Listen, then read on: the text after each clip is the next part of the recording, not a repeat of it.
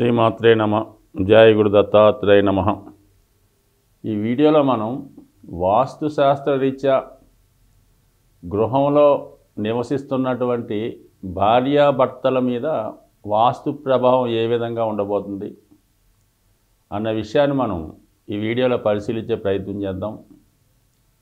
సాధారణంగా ఒక గృహంలో 4 దిక్కులు 4 విదిక్కులు ఉండడం జరుగుతుంది. ప్రతి దిక్కు ఆ గృహంలో ఉన్నటువంటి ఒక వ్యక్తి మీద ప్రభావం చూపడం జరుగుతుంటుంది.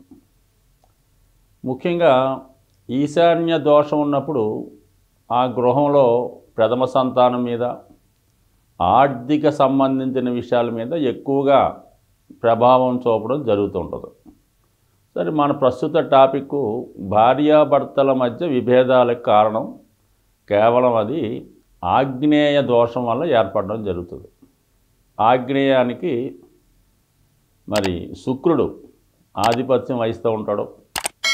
సో ఈ కారణం వల్ల ఆగ్నేయం దోషం ఉంటే గృహంలో అది ఖచ్చితంగా భార్యాభర్తల మధ్య విభేదానికి కారణం అవుతుంది. అంటే ఏ కారణం వల్ల అంటే మొత్తం మీద ఆ గృహంలో ఉన్నటువంటి స్త్రీకి అంటే భార్యకి హెల్త్ పరమైన సమస్యలు రావడం జరుగుతుంది. ముఖ్యంగా గైనిక్ సంబంధించిన ప్రాబ్లమ్స్ రావడం వల్ల భార్యాభర్తల మధ్య ఉన్నటువంటి వైవాహిక బంధం అంటే సంసార సుఖానికి ఇబ్బంది పడడం జరుగుతుంది.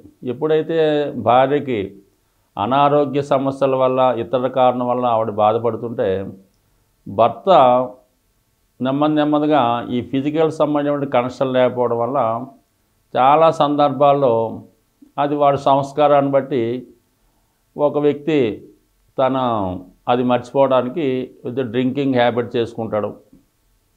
ఇంకోడైతే ఏదో పేకాట వ్యసనానికి వెళ్తుంటాడు. ఇంకా బాగా సంస్కారహీనుడు అనుకుందాం. ఇంకా మిగతా ఆ గృహంలో మిగతా పరిసరాలు కూడా ప్రభావం చూపిస్తే వాడు వేరే స్త్రీని ఆశ్రయించడం జరుగుతూ ఉంటుంది.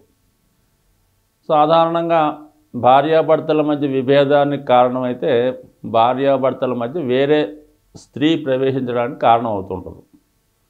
సో లేదంటే ఆర్థికపరమైన సమస్యలు అంటే మగవాడికి ఆర్థిక సమస్యలు ఎప్పుడు ఏర్పడతాయి? అతను ఏదో వ్యసనానికి బానిస అయినప్పుడు, తను సంపాదించిన ధనం వేరే వాళ్ళకి ఇస్తున్నప్పుడు ఆర్థిక సమస్య ఏర్పడుతుంటుంది. సో ఈ కారణం వల్ల ఆగ్నేయ దోషం ఉన్నప్పుడు కంపల్సరిగా స్త్రీకి అనారోగ్య సమస్యలు, ఆ కారణం వల్ల ఏంటంటే భర్తకి వ్యసనాల పాలై నెమ్మదిగా అది ఇబ్బంది పెడుతుంటుంది. ఇదే ఆగ్నేయ దోషం వల్ల ఆ గృహంలో ఉన్నటువంటి స్త్రీ సంతానానికి వివాహం జరగకపోవడం, సాధారణంగా ఆలస్య వివాహం జరుగుతుంటుంది.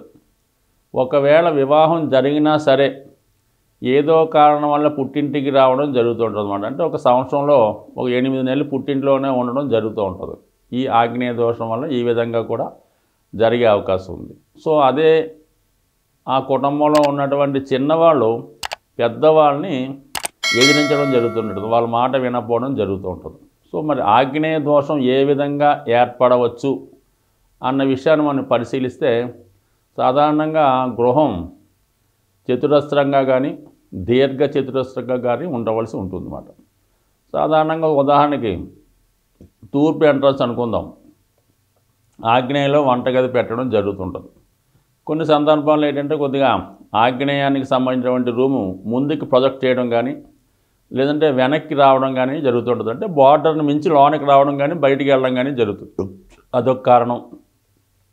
ఆగ్నేయ భాగంలో మరి లెట్రిన్లు కానీ టాయిలెట్లు కానీ ఉంటూ ఆగ్నేయ అంటే మన ఉన్నటువంటి స్థిర నివాసం ఉన్నటువంటి ఇంటికి టచ్ అవుతూ బాత్రూమ్ నిర్మిస్తుంటారు కొంతమంది. ఆగ్నేయ భాగంలో ఇంటికి కొద్దిగా ఎక్స్టెండ్ చేసి దానికి కలపడం జరుగుతుంటుంది.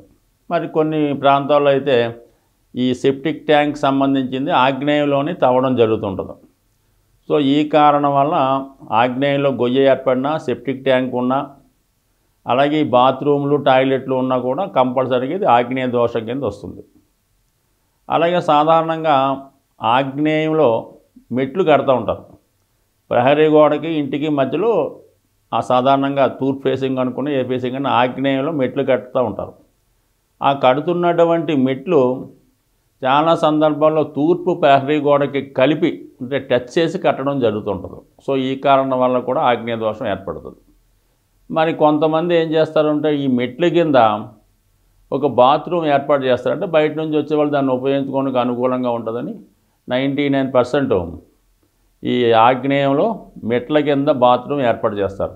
సో అది కూడా ఆగ్నేయ దోషం కింద ఏర్పడి ఒకవేళ మనం మెట్లు ఏ దిక్కును కట్టినా సరే ఆ మెట్ల కింద బాత్రూమ్ ఉంటే కంపల్సరీగా నెమ్మదిగా భార్యాభర్తల మధ్య సంబంధాలు దెబ్బతింటుంటాయి. ఇతరుల ప్రమేయంతో పరస్పరం దూషించుకుంటూ ఉంటారు. సో ఈ కారణం వల్ల 99% మెట్ల కింద కూడా బాత్రూమ్ పెట్టకూడదు. అలాగే ఆగ్నేయ భాగంలో ఉన్నటువంటి గోతులు అవి ఉండకూడదు. అలాగే ఎత్తైన చెట్లు కూడా కొన్ని సందర్భాల్లో పెంచుతూ ఉంటారు. అంటే ప్రహరీ గోడను దాటి ముందుకు వెళ్ళకూడదు. సో ఏదైనా ఆగ్నేయ భాగం అన్నది ఈ విధంగా కొన్ని సందర్భాలు ఎలా ఉంటుందంటే కొద్దిగా ఆగ్నేయం ముందుకు వెళ్తూ ఉంటుంది అన్నమాట. అంటే నెమ్మదిగా ఈశాన్యం నుంచి ఆగ్నేయంకి వెళ్ళి గోడ అలాగా ఆగ్నేయం పెరుగుతుంటుంది. కొంతమంది ఏం చేస్తారంటే ఆగ్నేయం నుంచి స్టార్ట్ చేసి నెమ్మదిగా ఈశాన్యం పెరిగిందని అలా పెంచుతూ ఉంటారు అన్నమాట ఈశాన్యం వైపు. మరి టెంపరీగా ఈశాన్యం పెరిగింది అనుకుంటారు కానీ ఇక్కడ టెంపరీగా ఇక్కడ ఆగ్నేయం తగ్గిపోతుంటుంది. సో అందువల్ల ఏంటంటే ఆగ్నేయం ఈశాన్యం ఎంత పెరిగినా మంచిదన్నమాట కూడా తప్పు సాధారణంగా. ఎప్పుడైతే ఈశాన్యం పెరిగిందో ఆగ్నేయం తగ్గిపోతుంటుంది. సో ఈ కారణం వల్ల తూర్పు ప్రహరీ గోడ కానీ తూర్పు ఉన్నటువంటి బార్డర్ కానీ ఎట్టి పరిస్థితుల్లో ఒక అంగుళం అరించి తప్ప ఈశాన్యం పెంచకూడదు. ఈశాన్యం పెంచుదామనే ఉద్దేశంతో ఆగ్నేయంలో మొదటి తూర్పు ఈశాన్యంకి వెళ్ళినప్పుడు కంపల్సరీగా అది కూడా కనబడకుండా ఆగ్నేయ దోషం అన్నది ఏర్పడడం జరుగుతుంటుంది. సో ఈ విధంగా మెయిన్గా భార్యాభర్తలు ఆ గృహంలో అన్యోన్యంగా ఉండాలంటే మెయిన్గా ఏంటంటే ఆగ్నేయ దోషం ఉండకూడదు. అలాగే వంటగది కూడా సాధారణంగా ఇప్పుడు అందరూ కూడా ఆగ్నేయంలో వంటగది కడుతున్నారు కాబట్టి వంటగది చాలా శుచిగా శుభ్రంగా ఉండడం మంచిది. అలాగే వంటగదిలో పూజ రూము లేదంటే పూజ చేసుకునే ప్రాంతాన్ని కూడా 99% అవాయిడ్ చేయడం మంచిది. వంటగదిలో వంట మాత్రమే చేయాలి తప్ప పూజ అన్నది ఆ గదిలో కాకుండా పక్కకు రావడం మంచిది. అంటే ఆ వంటగదికి ఆనుకొని ఆ పక్కన పూజ ఏర్పాటు చేసుకోవాలి తప్ప వంటగది సంబంధించిన ప్రెమిసెస్లో పూజ చేసుకోవడం వల్ల అనేక రకాల దోషాలు ఏర్పడి ఆ గృహంలో మరి యజమానికి కానీ మగపిల్లలకు కానీ వ్యసనాల వైపు వెళ్ళే అవకాశం ఉంటుంది. కాబట్టి అది కూడా 99% నిషేధించడం మంచిది. వంటగది ఎప్పుడు కూడా పరిశుభ్రంగా నీట్గా ఉండడం మంచిది. దాంట్లోకి తూర్పు నుంచి వచ్చే విధంగా గాలి వెలుతురు ఏర్పాటు చేసుకోవడం కూడా మంచిది. సాధ్యమైనందుకు దీన్ని పరిహారంగా మనం ఏం చేయాలంటే ఈ తూర్పు ఆగ్నేయం అంటే వంటగదిలో ఆగ్నేయ దిక్కులో ఎప్పుడు నిత్యం వెలుగుతుండే విధంగా తూర్పు గోడకి ఆగ్నేయ దిశలో ఒక ఎరుపు రంగు బల్బు నిరంతరం వెలుగుతున్న విధంగా పెట్టుకోవడం వల్ల ఆ గృహంలో వరకు ఆగ్నేయ దోష పరిహారం అది అవుతుంది. ఏదన్నా ఈ ఈశాన్యం తగ్గినా ఆగ్నేయం పెరిగినా లేదంటే ఆగ్నేయం తగ్గి ఈశాన్యం పెరిగినా ఇలాంటి కన్స్ట్రక్షన్లో ఉన్నటువంటి దోషాలకు మాత్రం సాధ్యమైనంత వరకు రెమెడీ అయితే పనిచేయదు. దానికి శాశ్వతంగా దాన్ని రిపేర్ చేసుకోవడం కానీ దాన్ని పర్ఫెక్ట్గా చేసుకోవడమే మంచిది తప్ప దానికి ఏదో పరిహారమో యంత్రమో తంత్రమో చేసి సరి చేసుకుంటే మాత్రం 99% ఆ ఇబ్బంది అయితే తొలగదు. ఇంకా మరీ ముఖ్యంగా ఉన్నటువంటి వీధి పోటు, దాన్ని వీధి సోల అని కూడా అంటూ ఉంటారు. మరి తూర్పు ఆగ్నేయంలో వీధి పోటు ఉన్నా అలాగే దక్షిణ ఆగ్నేయం వైపు ఉన్నటువంటి వీధి పోటు ఉన్నా ఇది కూడా ఆగ్నేయ దోషంగా పరిగణించి 100% మరి ఈ స్త్రీలకి అనారోగ్య సమస్యలు యజమానికి వ్యసనాలు లాంటివి రావడం జరుగుతూ ఉంటుంది. చాలా వరకు ఏంటంటే స్త్రీలకి దీర్ఘకాలిక అనారోగ్య సమస్యల వల్ల కూడా ఈ భార్యాభర్తల మధ్య విభేదాలు వచ్చే అవకాశం ఉంది. కాబట్టి గృహం వరకు ఆగ్నేయం వీధిపోటు కానీ ఆగ్నేయం పెరగడం తగ్గడం కానీ అది ఇంటర్నల్. లోన పరంగా వచ్చినప్పుడు ఈ విధంగా వంటగది శుభ్రంగా ఉంచుకొని చాలా నీట్గా ఉంటే బాగుంటుంది. ఇంకా దాంతోపాటు ఈ సమస్యలకి ఆగ్నేయ దోషం ఒక్కటే కాకుండా ప్రతి దిక్కు ఏదో విధంగా మనకి ప్రభావం చూపిస్తుంటుంది. అలాగే ముఖ్యంగా ఏంటంటే ఎక్కడైతే మనకి ఆగ్నేయ దోషం ఉంటుందో అదే గృహంలో కంపల్సరీగా వాయువు దోషం ఏర్పడుతుంటుంది. అంటే దానికి ఆపోజిట్ దిక్కు వాయు దిక్కు అవుతుంది. కాబట్టి ఆగ్నేయ దోషం ఉంటే కంపల్సరీగా వాయువు దోషం ఉంటుంది. ఈ వాయువు దోష ప్రభావం వల్ల ఏంటంటే లవ్ అఫేర్సు, అక్రమ సంబంధాలు, ఇతరుల ఇన్వాల్వ్మెంటు, డబ్బు కోసం పట్టించుకోకపోవడం, ఇంట్లో ఎవడో ఒకటి ఖాళీగా ఉండి పని పాట లేకుండా ఉండడం, ఇవి కూడా ఆ గృహంలో అంటే ఒక భార్యాభర్తల మధ్య ఒక ఒక 20 సంవత్సరాలు దాటినటువంటి కొడుకో కూతురో ఉంటే వాళ్ళు ఖాళీగా పని పాట లేకుండా కూడా ఉండడం వల్ల కూడా ఈ భార్యాభర్తల మధ్య విభేదాలకు కారణం అవుతుంటుంది. సో ఈ విధంగా నువ్వు వాడిని పాడు చేసావంటే నువ్వు పాడు చేసావు ఈ విధంగా కొట్టుకుంటూ ఉంటారు. అందుకని ఇంట్లో ఉన్న పిల్లలు కూడా చదువు పూర్తయినంత వరకు ఓకే, చదువు పూర్తయిన తర్వాత ఏదో ఎగ్జామ్స్ ప్రిపేర్తో అటు ఇటు కాకుండా కాలక్షేపం చేయకుండా తొందరగా ఏదో ఒక ఉద్యోగంలో చేరితే అది కూడా ప్రశాంతంగా ఆ గృహంలో వాతావరణం ఏర్పడే అవకాశం ఉంది. సో అందువల్ల వాయువు దిక్కు వల్ల ప్రేమ వ్యవహారాలు ఉండే అవకాశం ఉంది కాబట్టి అది కూడా సరి చేసుకోవాలి. ఆగ్నేయం అనేది కరెక్ట్గా ఉండాలి. ఈశాన్య దోషం వల్ల ఏమవుతుందంటే కంప్లీట్గా ఆర్థిక సమస్యలు ఏర్పడుతుంటాయి.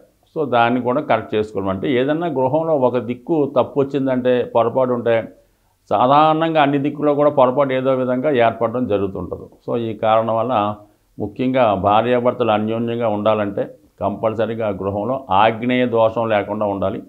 నిరంతరం ఆ రోజులు అంటే ప్రతిరోజు కాకపోయినా కనీసం వారానికి ఒక రోజు శుక్రవారం కానీ శనివారం కానీ గృహాన్ని శుభ్రంగా శుచిగా శుభ్రం చేసి ఏ సాంబ్రాణి పొగలాంటిది వేసి ఆ ఇల్లాలు పవిత్రంగా శుచిగా ఉంటే 100% వాస్తు సంబంధించిన దోషాలన్నీ కూడా పరిష్కారమై భార్యాభర్తలు ఇద్దరూ అన్యోన్యంగా ఉండే అవకాశం ఉంది. స్వస్తి.